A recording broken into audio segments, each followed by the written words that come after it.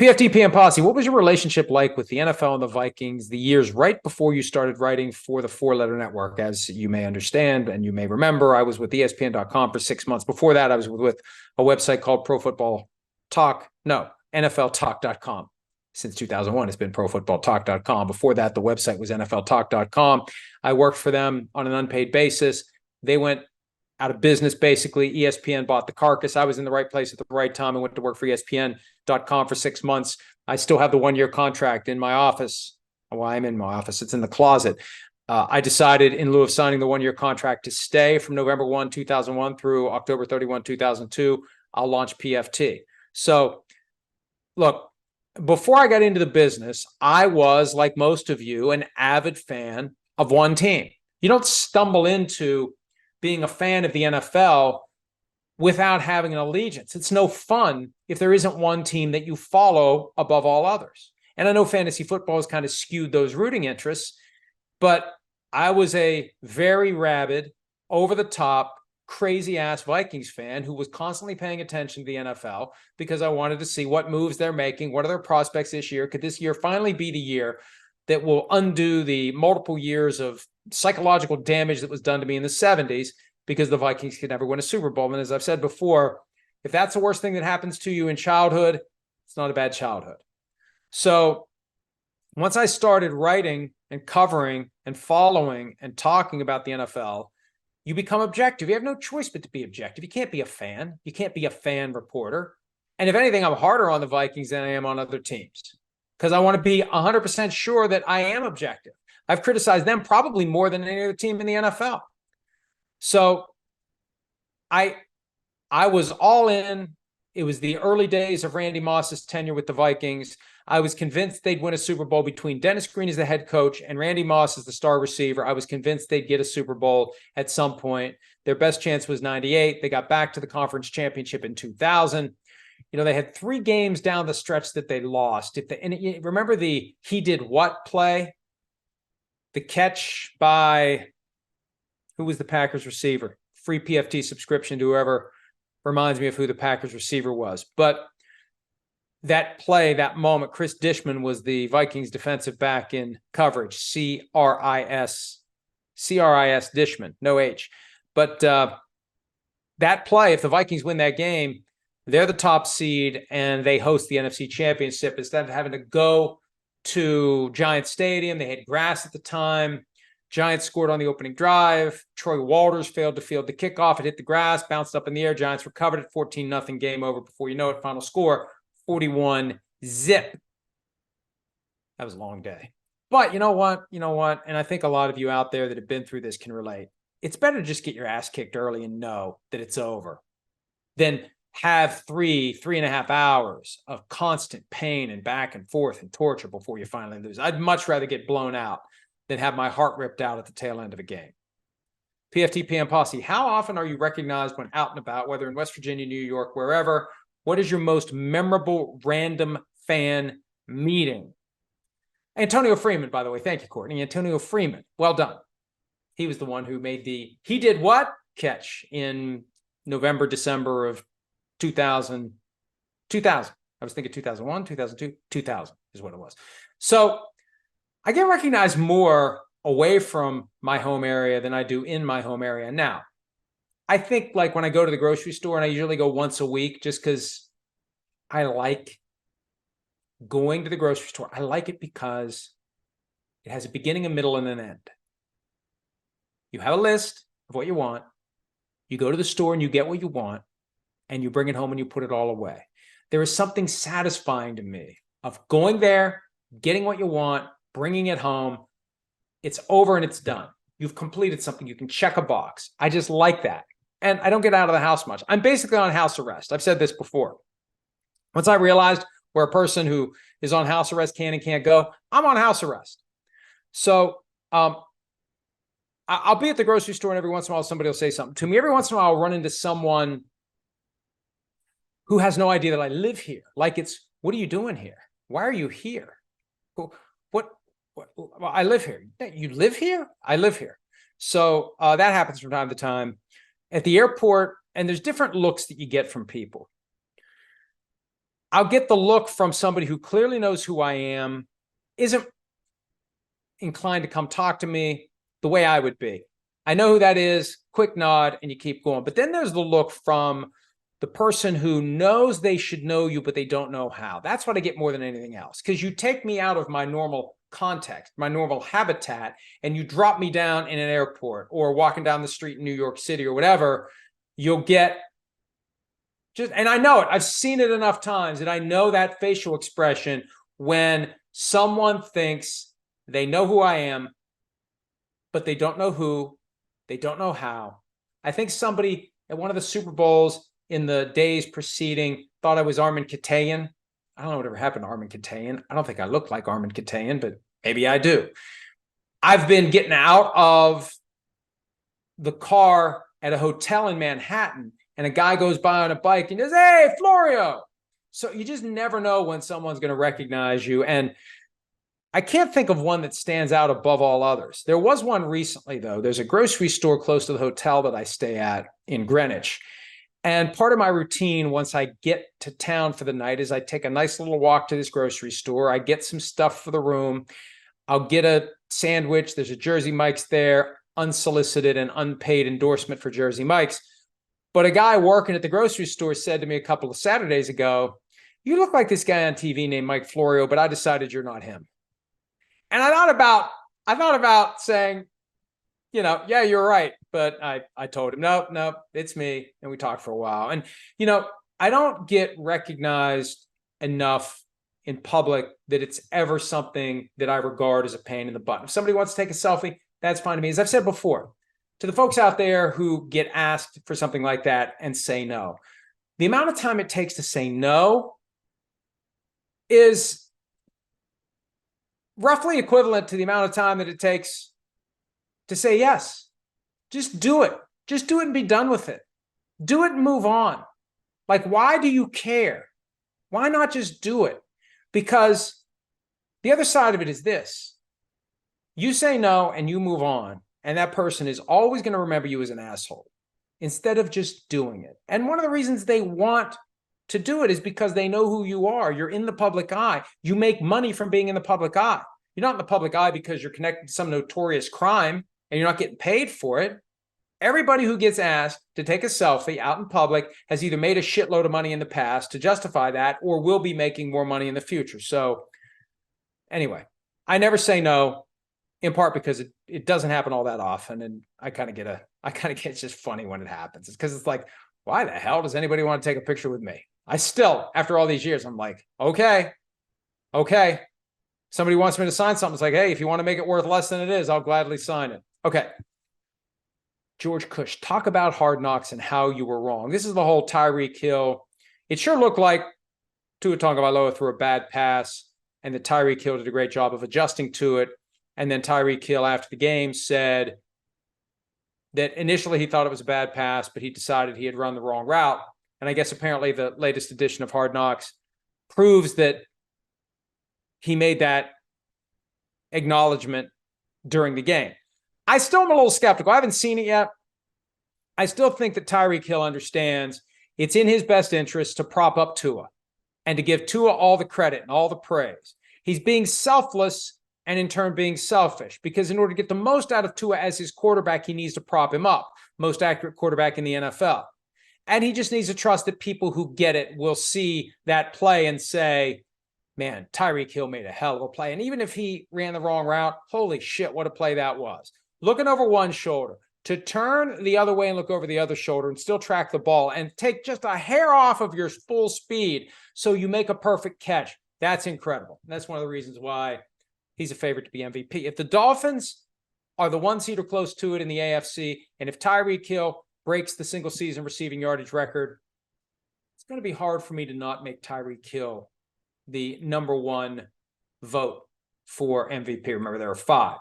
And I think there's going to be some vote splitting between Tua and Tyreek, between Brock Purdy and Christian McCaffrey. But I'm going to go Tyreek. There's another question about Tyreek that's just under that. Tom Marshall, our good friend from the UK. Will Tyreek Hill's checkered pass affect his chances of becoming MVP? It shouldn't, but I think it will. Because there will be voters, I believe, and they're all human. There's no AI voting for MVP, there's going to be voters who will think they are making a rational, objective, dispassionate decision to pick Tua or someone else, but at some level they're being influenced by the fact that they don't like Tyreek. They don't like the fact that he pleaded guilty in college to choking his pregnant girlfriend, whatever it was that happened prior to the 2019 draft, the reporting that hit, and who knows how that was all resolved, but it was very, very troubling. What all was emerging was very troubling about his son with a broken arm, and he ultimately was exonerated, wasn't prosecuted, but there's going to be people out there who just don't like Tyreek Hill. And they're going to say, oh, it has nothing to do with that. They'll say that. They'll be able to say it truthfully. But it could affect him, and that could be the difference at the end of the day in whether he has enough votes and whether he doesn't. DCowboys777, you haven't brought this up this year about the championship games going to a neutral site, which we knew was not going to happen. I never said it was going to happen, but there were people in the league office that wanted it to happen. I guarantee you that. Listen, there's enough real shit to cover that I don't have to make stuff up. And if I was going to make stuff up, it would be a hell of a lot more compelling than the possibility of the conference championship games becoming college-style neutral site bowl games. And I know there are people in the league office that want to do it. I don't care what they say publicly. I know because they've said it to me. They like the idea of how it would look. Half the stadium Dolphins, half the stadium Chiefs. They like that. It's not impossible. There isn't a huge groundswell for it now, but that whole talk of neutral site playoff games last year after the Week 17 situation, I know that there were people who were like, hey, you know what? This whole neutral site thing, we can make a hell of a lot more money, because what happens is you've currently got the Super Bowl, you got the draft. You could take the conference championship games and you can put them out to bid and make a hell of a lot more money making it a neutral site game than what the league makes by making it a home team game. So I don't think it's ever going to happen, but I guarantee you, last year, people in the league office with significant titles, they wanted it and they were actively making the case for it to me. Dr. J, 144, what'll it take to get the Purdy naysayers on board? Pretty obvious to most of us at this point. The guy's a good quarterback. Some people can't stop arguing that anyone could do that. Well, one of the reasons that they've had a hard time getting anyone to do it is there's been an issue with keeping the quarterbacks healthy.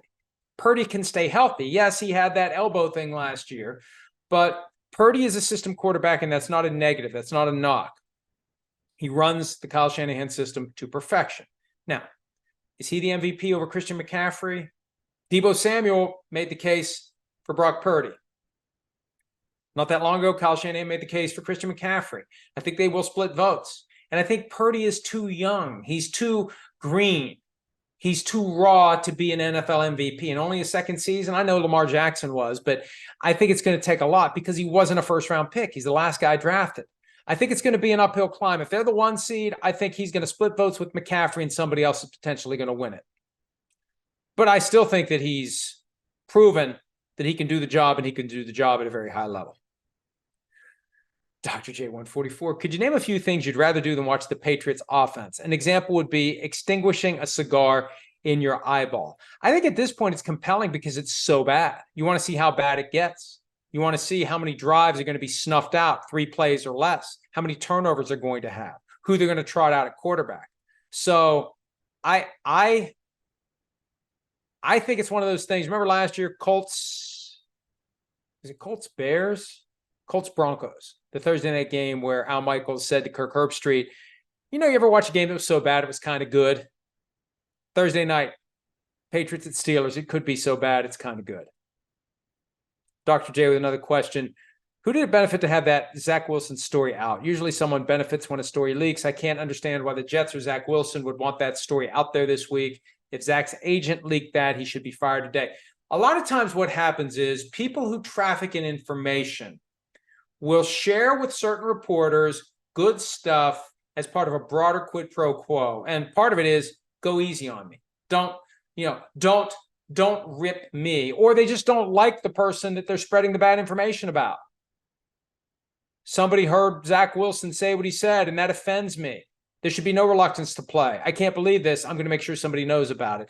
There's a lot of quid pro quo that goes on, though. I can't really think of an obvious quid pro quo here, but there are plenty of agents out there that traffic in information with reporters, hopeful that reporters will look the other way on anything involving those agents or their clients that could be painted in negative light. Remember all the stuff Shefty got into, like he's boosting Deshaun Watson, and everybody's like, oh, that's kind of a favor for Watson and his agent. Probably not inaccurate. Don't know for sure. Don't sue me, Shefty, but probably not an inaccurate theory when he had those kind of bizarre tweets that seemed to be over the top in their support of Deshaun Watson. There was the tweeting about Dalvin Cook, which kind of felt like a favor to Cook and his agent. That's what the newsbreakers do to maintain their 5-minute head start on the announcement of the transaction, to position yourself to get the heads up when there's a contract signed, when a trade happens, whatever it is. You play nice. And sometimes you hold your nose and you tweet something. Sometimes you'll see tweets from certain accounts about agents who have signed certain players, and we look at it and say, who gives a shit? Well, the agent does, and the other side of that is the person keeps getting notice 5 minutes before the announcement of a given move. Assassin 16, with all the new rumors of the Raiders head coach, John Gruden, Jim Harbaugh, which is more likely? Antonio Pierce gets the job or out? Mark Davis starts over. I think at this point, Mark Davis starts over. I don't think Antonio Pierce has done enough to retain the job, but he's still got 5 weeks left to prove himself. Judson Gerbier, since the Patriots are probably going to part ways with Bill Belichick, what is the possibility that Bill O'Brien can be the Panthers head coach? He's a former head coach for the Texans with 3 playoff appearances, and he has coached with Bryce Young.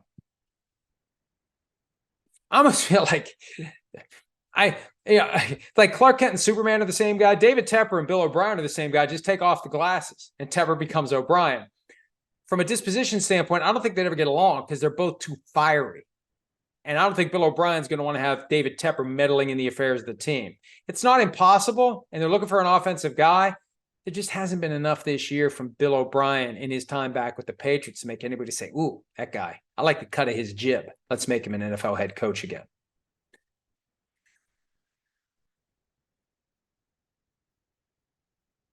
Hayes Meredith, what are the chances the Bills win out and win the AFC East? I think it's going to be hard to win the AFC East, but they're in good position to get to the playoffs. It's amazing when you think about it. The 3 seed down to the 11th seed in the AFC is separated by 2 games. And the Chiefs are 8-4. They're the 3rd seed right now. The Bills are 6-6. They play this weekend. The Bills can cut it from 2 games down to 1 game. So, yeah, I think the Bills can still get to the postseason. I'm sorry, I'm getting some text messages that are attracting my attention, but the Bills can still get to the postseason. And I think that they can be very dangerous when they get there because, you take a team like that and you put them in a nothing to lose situation. I think that mentality can be so valuable in the playoffs. Nobody expects anything out of us anyway. We're not going to be tight. We're going to be loose. When you're the team that's picked to win it all, and you get to the playoffs, everybody expects us to win. What are we going to do? When nobody expects you to win, boy, that can be very liberating. And that can cause you to go for it on 4th and 2 instead of punt. That can cause you to throw caution to the wind and call for a fake field goal, call for an all-out blitz when you otherwise should play it safe. It's a mentality that can help a team get hot, especially when you've got a great quarterback like Josh Allen. The Bills get in. See, if I'm the Ravens, the Dolphins, the Chiefs, the Jaguars, I don't want the Bills in, I don't want the Texans in, and I don't want the Broncos in because they got great coaching for the most part and good quarterbacks. I don't want the best quarterbacks in. I don't want that quarterback, especially a quarterback with playoff experience, showing up. I want somebody who's going to be wide-eyed and just happy to be there and not fully cognizant of how it all works. That's what I want. I want Gardner Minshew, not Josh Allen. I want whoever the Steelers will be playing then, not Russell Wilson. And I want CJ Stroud instead of whoever the Browns would have under center if they make it to the playoffs. Well, I would want to face, you know what I mean. I don't want to face Allen. I don't want to face Wilson. I don't want to face Stroud. I'll take the alternatives. All right. Anastasia Williams, how did the Jets just allow Aaron Rodgers to be in complete control of the entire franchise? What a dysfunctional mess. And that's the problem. That's what happens when you sell your soul to Aaron Rodgers. They knew what they were getting into. We're getting a great quarterback. We're also getting a guy who kind of wants to run the show, and he's going to be passive-aggressive or aggressive-aggressive, and now he's getting pissed off at the organization because somebody leaked bad things about his friend Zach Wilson. I think he's going to play for the Jets next year, but I think he's going to put the Jets through the same things we saw the Packers get put through in recent years. It's going to be drawn out. There's going to be some uncertainty. I can't imagine him wanting to go anywhere else next year. But maybe he spots another place. Maybe he just decides, I want a fresh start. I'm going to ask to be traded by the Jets. What are they going to say? No. They do everything else he wants. Hey, you know what? We tried it. It really didn't work out. I'm either going to retire or I want you to trade me. What are they going to do? See, I think that's next. I think we've lost sight of the fact with all the short-term dysfunction, I still think there's a possibility of Aaron Rodgers being a real problem for the Jets in the offseason, hovering out there until he says unconditionally, unequivocally, with no doubt, I'll be back next year. There's a chance that the Jets are going to be in the same position the Packers were in. I say that all the time. You know, it happened with Stephon Diggs. It happened with Randy Moss. You trade a player who isn't happy where he is, not necessarily Randy Moss, because I think the Vikings preemptively decided to move on. Let me just focus on Diggs, and let me focus on Rodgers. You trade for a guy who has decided he doesn't want anything more to do with the team he's currently playing for. You step into the batter's box of the next team that this guy's going to decide he doesn't want anything more to do with, because it's never about him. It's always about someone else. So it's got to be about you. I don't like this situation. It's something I did. It's something you did. So you got to wonder, is he already eyeballing some other team out there that maybe he'll try to get the Jets to trade him to? I don't know. We'll see how it plays out. That's all speculation or fan fiction, as the case may be. But until he says he's coming back, there's a possibility we're going to have another major, massive offseason Aaron Rodgers drama in 2024. Quiguk, do you think this is the first real test of Patrick Mahomes' career in terms of how he's playing, how the offense is playing, and their hopes for winning another Super Bowl? Look, this may be the first time he plays a playoff game on the road. Never done that. So, yeah, it's a real test. The receivers aren't good enough. The defense is good enough until it isn't. And they're going to have a much harder path to the Super Bowl than they've had in past years. David Mitchell, where do you see Riverboat Ron next year? Head coach doubtful, defensive coordinator, assistant coach, or is he out of the league? Depends upon his buyout. I could see him taking a year off and then deciding what to do. He's 60 or close to it. Do you come back and be a defensive coordinator somewhere else? Or you just say, I've got my money. I'm just going to ride off into the sunset and enjoy my remaining years. Not that he only has a few, but my point is, why keep putting yourself through this, especially if you don't think you're going to make it back to be a head coach again? All right, I should probably wrap it up.